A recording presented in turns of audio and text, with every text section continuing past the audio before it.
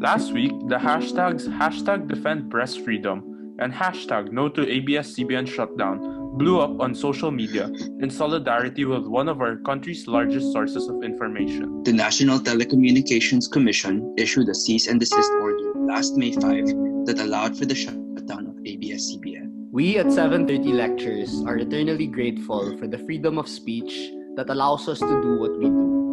With this, we released a statement 2 days after the shutdown with the aim to defend free speech and truth and to speak out against those who aim to suppress these fundamental concepts. We join our fellow countrymen in defending our democratic institutions and in condemning corruption in all strata of government.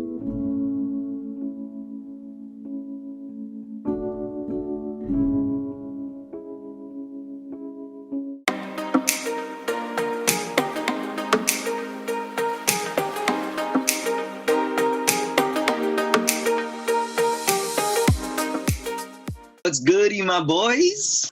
Renan, are we your boys? Welcome back to 730 Lectures, and this is our second episode. I take my Twitter account and see hashtags trend. My name is Zach, and you can follow me on Twitter at ZWCSY. I didn't know we were plugging our social media, but okay, fine. I'm Emilio, and you can email me at emilio@730lectures.com for interview requests. I'm not giving any of that information, bro. Yeah, I'm Renan Larsha. Shout out to the comment on the last video asking for a face reveal. You got your face reveal right here, bro.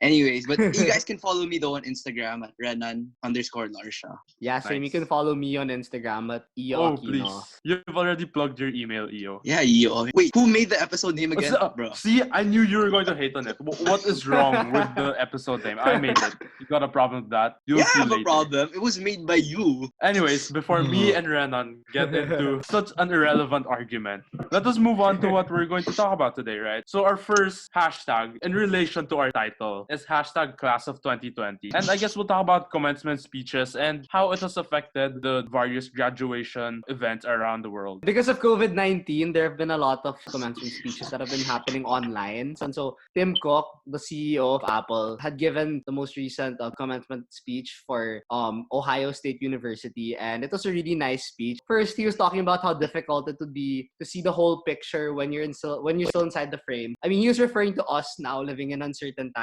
And yet he also wants students to wear these uncommon circumstances as a badge of honor. Since we're living in special times, like instead of looking at it in a negative way, it would be nice to look at things from a positive perspective and see this situation as something to be proud of. I graduated during COVID-19. I know, like, for us at Purdue, like, we've got this on-demand commencement address, and I think it's like some Netflix type of thing, but you're able to tune in at any time. They even say out your name. Yeah, I think that's pretty cool, though. What's weird, though, I think, the diploma, they sent it out even before finals even finished. So you've got this piece of paper, but you don't actually know if you've passed or not. That's so Yeah, scary. I have friends who are seniors and they posted on Instagram about how like they had their own mini celebrations in their own houses with their immediate loved ones. And I think that's really heartwarming, honestly. In Ateneo, actually, there's no final word about graduation. Like, I think they were gonna move graduation to this October or combine the graduation for 2020 and 2021. But don't really know. There's no official word yet. So we're just waiting for that. Going back to our high school, though, I scrolled through my Facebook feed yesterday and they've released like this primer, right? Were you guys able to see it? I think it's pretty interesting, though, how they're going to shift entirely to online learning. But in terms of experiences, I think it's like something really different, especially for like my brother who's entering the IB program this year. One thing I treasured a lot was my XCE experience. Yeah, I just don't know how they're going to deal with that. Like, I guess what you're trying to say is, man, things are changing and it's gonna make a new normal. I'm pretty sure the new normal here, it's not completely exclusive to the US. Social distancing, that's technically a new normal. And that's applied to like almost everywhere now. But I wouldn't say it's gonna be a fully normal thing. But with regards to small businesses, especially since the economy's down, the US government has taken measures to help small businesses. So for example, recently the US Congress is allocating like $483 billion for like a loan program for small businesses. Speaking from the finance expert himself. So aside from small business, of course, the new normal refers to changes in business and economics. And one striking change we kind of saw during COVID-19. Yeah, is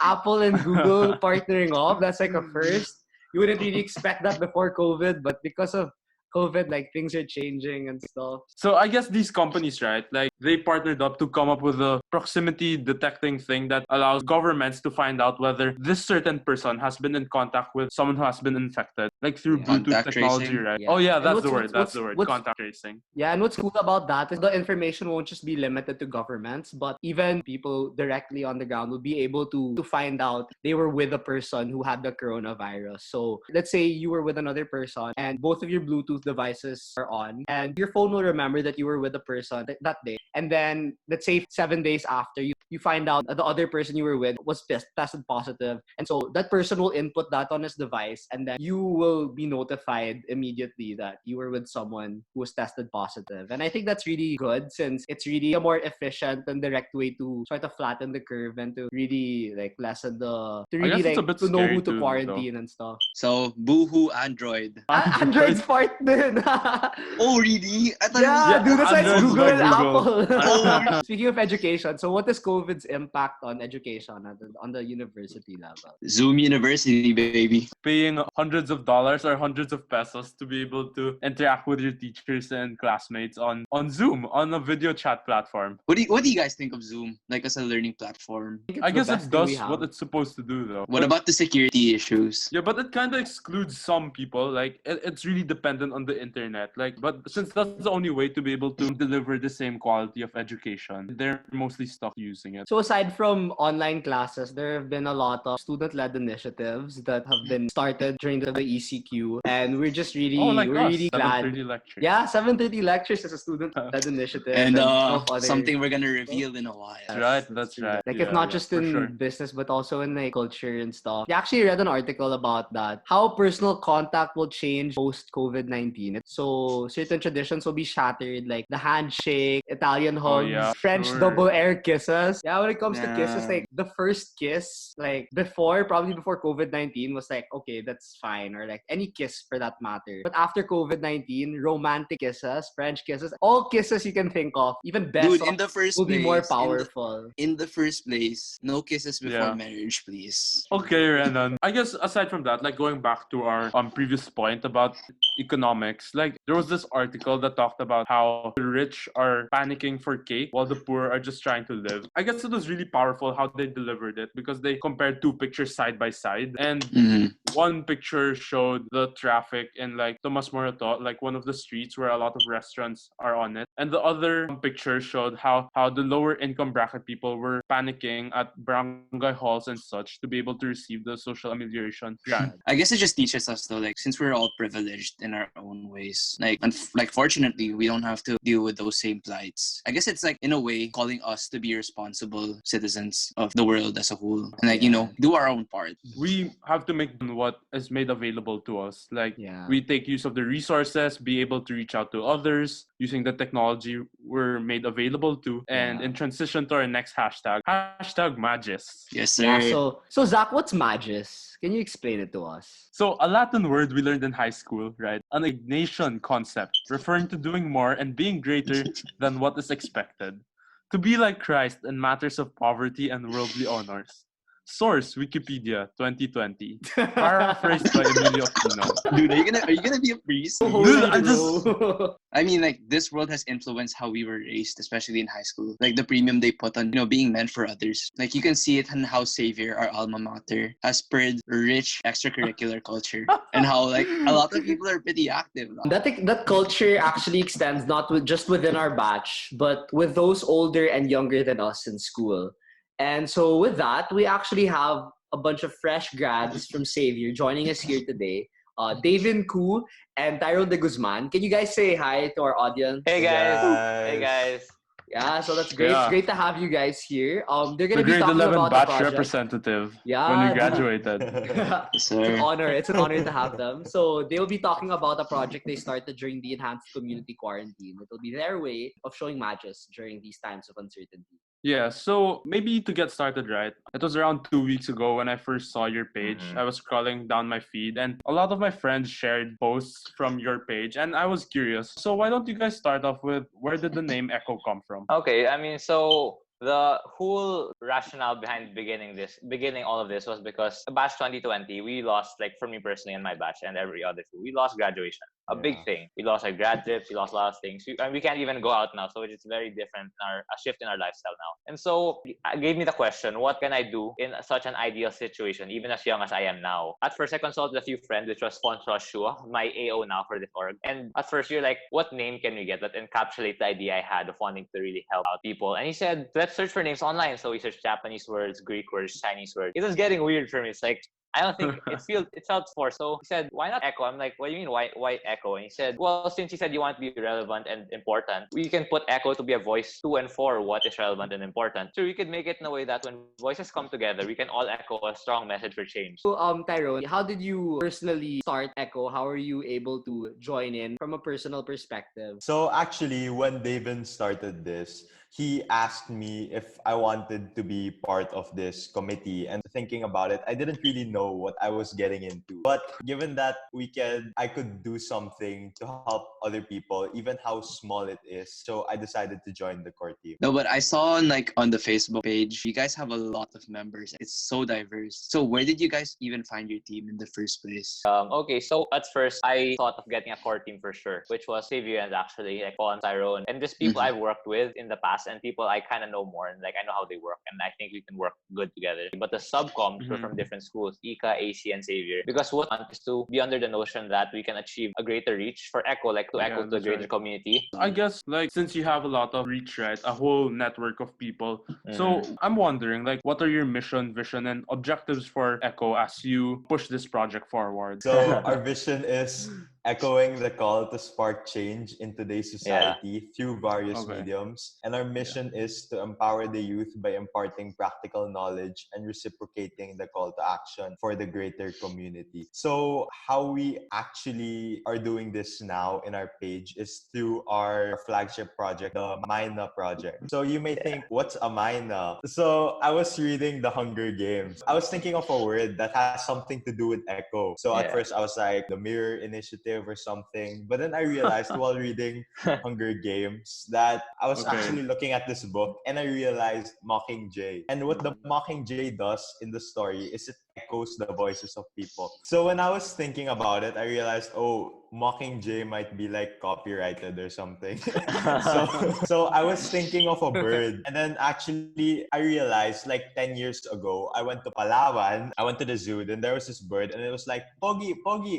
And then I was like, of course, that's true. I was like, wait, that bird can echo. So the Mina project. So what does your project do, Tots? Can you like describe it to us? So the Mina project, currently it has two objectives. So the first objective is to echo the initiatives and the causes of other student committees. So we're actually collaborating with other student committees right now. We're reaching out to them to ask them if they would want to collaborate, if we would have projects together. And the second part of it is we also have a fundraiser with the Mina project to reach a goal of hopefully 100,000. What do you guys see Echo doing in the future? First of all, our objective here is that for everyone to know that it's a group effort and that we all have a part to display. And so for longevity, we want to stay relevant for sure. We want to do things that are timely, like this coronavirus. In the future, when all of the measures are down, we're allowed to go out and kind of do more normal things as compared to what we are doing now. So physical outreaches, physical activities, and just stuff for the members to meet and for the whole org to maybe meet physically for the first time and formally meet. And to stay relevant and timely, we want to be inclusive of people of all backgrounds. That's why I said we don't want to limit to just Xavier School. In the future, we plan to expand. We can have application forms to see who wants to join, and we'll base it off how passionate they really are for this cause and if they align with our goals. Once you join, or even if you just support us, there's a strong support system among everyone, wherein we're all involved in our own ways and we all can have a safe in our goal for change. I see. So you're very ambitious. I really admire your goal setting, having all these things. So from a personal level, David and Tyrone, I hope you guys could answer this. Where do you get your drive and motivation to be productive, especially during ECQ, where majority of our peers are, lying in bed watching Netflix? Yeah. Personally, is that when I knew I wanted to start this project, I'm not gonna say I wanted to do it really big. I didn't want to just be like a one-time thing. I feel like in your own way, if you start something, you have to want it to be big to a certain extent, or you're not really gonna grow. And the same thing. I mean, daily, I get bored. I mean, I wake up kind of thinking, what am I gonna do today? But the thing that I've always been doing is I work out consistently Monday to Friday. Ooh. I mean, being an athlete, swimming for basic 7 years, my whole life until I Ooh, kind of okay. stepped back. It's a part of like my fitness that has never left me. It's really a way for you to keep your body maintained. I mean, it's supposed to be good for you. It is good for you. People think that I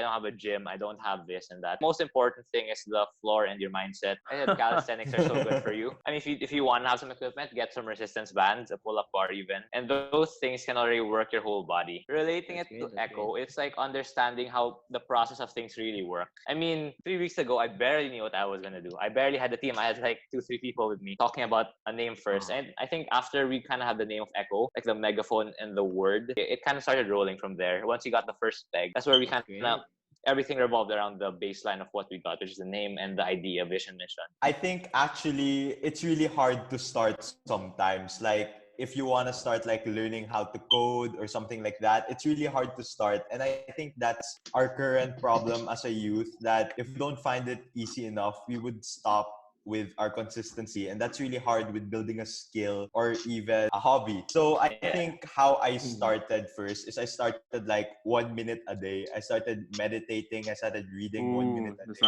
nice. Yeah. And even though it sounds like something really small, over the course of when you develop it to be a habit, you can increase it. It's just really to start small to achieve these bigger goals. Do you guys have anything to add? Perhaps like a short message for the youth? First, consistency is key. I mean, I think it's very cliche, but it's true. And then, in terms of when you want to do something bigger than you expect to be, I mean, set your goal as high as possible. Like us, it's not the highest, but for us, it's pretty high to set our goal to 100,000 pesos. So if we get halfway, you only get 50, you only get 20, you only get 30. It's better than nothing. Actually, I tell my team, That's a good mindset. That's a good mindset. Yeah. Not just a health enthusiast, but also a motivational speaker. For me, even if you think what you can help is really small, it's still something. So when I joined this committee, when I really didn't know what Echo was supposed to be, like I still joined, because whatever you do, no matter how small, if it would help just at least one person, that's one person more than yesterday. I mean, don't be afraid to ask people. I mean, I was fortunate enough to have a team that was G to really help out and just be a part of the initiative, you know. Thank you so much for you guys are words. so inspiring, I swear. Yeah, for sure. I feel more inspired now that you're able to listen to your advice and why you do what you do. And I hope our audience as well will be really inspired by what you guys do. So thank you guys for joining us. Yeah, thank you. Thank Thank you, you for thank coming you, on. Thank you for Thank you. having us. Thank you for having us. Such an honor. So, by the way, before we end, we are now live on Apple Podcasts and Spotify and your other favorite podcast platforms. The link is in the description and on our Facebook page. So check that out to catch our full episodes in audio version. Yeah, but guys, don't forget, you guys can find us on YouTube for video highlights, and you can find us on our very own blog, 730lectures.com. So that's all we've got for today. Thank you again for tuning in into our second episode of 730 Lectures. And would love to see you again next week. Peace.